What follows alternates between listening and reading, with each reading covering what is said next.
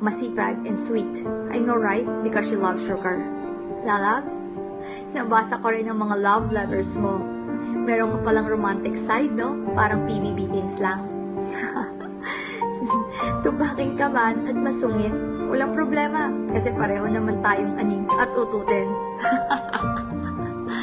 Lalabs, gugustuhin ko pa rin mag-celebrating anniversary lagi until we bind as one. Kahit maging unat ka, you're still my curly tops.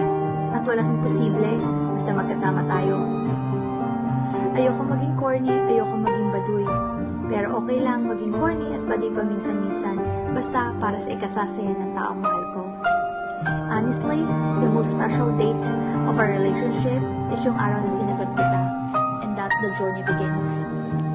And yung nanood tayo ng movie, Train to Busan, I can't forget that. Hindi man natin kasi naiintindihan yung movie, pero it was so special. Kasi kasama ko ang mahal ko. Lalabs, happy anniversary, and I love you so much.